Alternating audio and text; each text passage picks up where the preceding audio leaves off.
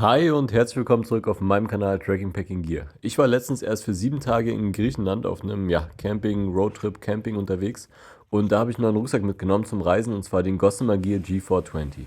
Und zu dem Rucksack gibt es jetzt hier eine kleine Review auf meinem Kanal. Der Gossamer Gear G420 ist ein frameless Ultraleicht-Rucksack. Das heißt, er hat kein Aluminiumgestell oder ähnliches wie andere Rucksäcke, sondern hat hinten nur ein Sitzpad verbaut, was man raus und reinnehmen kann, was man hier ganz gut sehen kann. Und ja, das dient dann als Rückenstütze und das ist extrem praktisch, aber dazu komme ich später dann nochmal. Den Rucksack gibt es in 3 Größen, da es ja auch kein verstellbares Rückensystem hat. Und ich bin ungefähr 1,83 groß und habe den Rucksack in Größe M, würde aber jedem über 1,83 auf jeden Fall die L empfehlen. Denn der Rucksack hat 2 sehr gut gepolsterte Hüfttaschen mit jeweils 2 kleinen Täschchen und abhängig von dem Rucksackgröße, die ihr wählt, sitzen die natürlich dann besser oder auch schlechter. Und wie ihr seht, außerdem hat er noch einen Brustgurt, den man oben zumachen kann, an dem auch eine kleine Pfeife verbaut ist. Und ich finde den vom Tragegefühl auf jeden Fall sehr, sehr angenehm, auch mit dem Rückenpolster im Rücken. Hier seht ihr einmal die beiden Seitentaschen, die an den Hüftgurten befestigt sind, was extrem praktisch ist. Ich liebe die. Die sind auch richtig groß, also ihr könnt da locker ein Handy reinmachen, Snacks, eine Powerbank, Taschentücher, alles mögliche. Also da ist auf jeden Fall extrem viel Platz drin und die sind extrem praktisch während des Urlaubs, während des Campings, aber auch während Backpacking-Trips. Außerdem hat der Rucksack auf beiden Seiten jeweils Seitentaschen hinten, die extrem groß und extrem praktisch. Also eine Wasserflasche passt da locker rein, aber auch so Sachen wie der Regenschirm und so weiter. Und das Wichtigste natürlich, ihr kommt während des Laufens ganz easy an die Sachen da ran und könnt die auch ganz einfach während des Laufens wieder verstauen. Die Taschen sind auf jeden Fall extrem praktisch und wurden während meines Backpacking-Roadtrips da auf jeden Fall dauerhaft benutzt, um irgendwas zu verstauen. Außerdem hat der Rucksack auch ganz vorne einen Meshbeutel, der sehr fein ist und auch extrem praktisch ist. Den habe ich auch während der Reise dauerhaft benutzt. Also ich hatte da fast dauerhaft meine Downjacke drin. So konnte man ganz einfach an die Downjacke rangehen. Die war aber trotzdem gut geschützt und konnte auch nicht rausfallen und wurde auch nicht zu stark komprimiert. Also hier sieht man es ganz gut. Ein Top-Fach auf jeden Fall und hat auf meinem Roadtrip sehr, sehr viel gebracht. Der Rucksack hat einen ganz einfachen Rolltop Hauptfachöffnung. Also ihr habt hier ein großes Hauptfach, was mit einem Rolltop-Verschluss verschließbar ist. Wie man sieht, sehr, sehr große Öffnung und es ist sehr, sehr praktisch, weil so konnte ich den Rucksack zum Beispiel auch im Handgepäck mitnehmen, was ich ja schon gezeigt habe. Und ja, dann nehmt ihr einfach die Öffnungen und rollt die hier ineinander ein. Das macht den Rucksack dann außerdem wasserdicht. Und dann habt ihr 2 Möglichkeiten. Ihr könnt den Rucksack hier nach vorne hin einfach mit einem Clipper versehen. Ihr könnt ihn natürlich auch nach hinten umdrehen.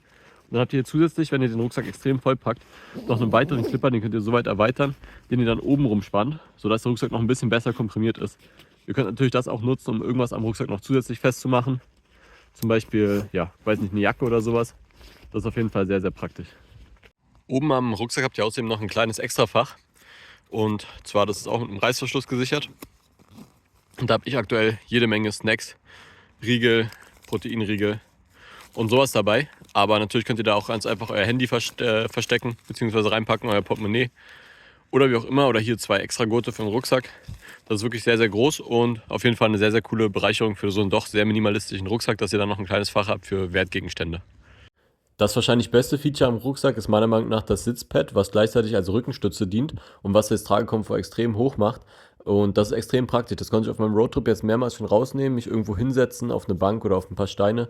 Und es ist trotzdem relativ gutes Rückenpad. Man sieht auch, es hat ein paar Löcher, das heißt, es hilft auch so ein bisschen für die Belüftung hinten am Rücken. Wobei es bei mir eher kalt war, deshalb habe ich es nicht gebraucht. Aber auf jeden Fall ein sehr gutes Feature. Zusätzlich zu den Features hat der Rucksack noch weitere Kordeln außen. Hier so eine kleinen ultraleichten Kordeln, wo ihr zum Beispiel auch eine Jacke oder andere Sachen festmachen könnt, dass die nicht verrutschen oder auch Wanderstöcke.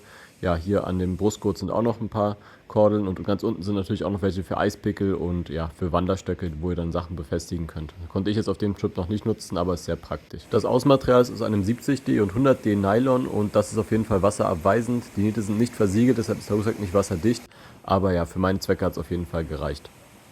So, nachdem ich jetzt erstmal alle Features vorgestellt habe, kommen wir einmal ganz kurz zu meiner Meinung zum Rucksack. Also ich finde den Rucksack auf jeden Fall echt ziemlich gut. Ich bin sehr begeistert. Ich hatte den jetzt auf diesem Trip 7 Tage voll die ganze Zeit in Nutzung und der Rucksack alleine wiegt nur 740 Gramm, was natürlich ein super Gewicht ist für die Größe, weil der Rucksack hat auf jeden Fall 42 Liter. Ich würde sogar sagen, wenn man den ein bisschen ausreizt, kann man da auf jeden Fall noch mehr reinbekommen.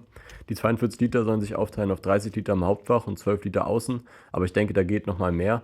Die maximale Zuladung sind 13,6 Kilo. Ich glaube, ich hatte schon ein bisschen mehr drin und konnte den auch noch relativ komfortabel tragen. Und ja, die genauen Maße könnt ihr dann abnehmen, abhängig von der Größe des Rucksacks, die ihr nehmt. Ich habe den Rucksack in Größe M und ich habe den Easy bei EasyJet im Handgepäck durchbekommen. Also das war gar kein Problem. Er hat ungefähr die Maße vom Handgepäck. Ich glaube, durch ein bisschen Drücken hätte ich ihn auch in diesen Koffer reinbekommen, diesen Kontrollkoffer. Aber ja, bei mir hat es relativ gut gepasst. Und da war ich auf jeden Fall sehr, sehr glücklich. Finde ich super, wenn so ein Rucksack das kann. Dadurch, dass der kein Frame hat und natürlich so ein Rolltop ist, kann man den immer noch so ein bisschen kleiner packen. Für mich der ideale Reiserucksack. Und ja, da hat auf jeden Fall super viel reingepasst. Also ich habe da Klamotten für 7 Tage drin gehabt, eine Isomatte, einen Down-Schlafsack, Hygienesachen, Kamerasachen und so weiter und so fort. Also für 7 Tage komplett ausreichend.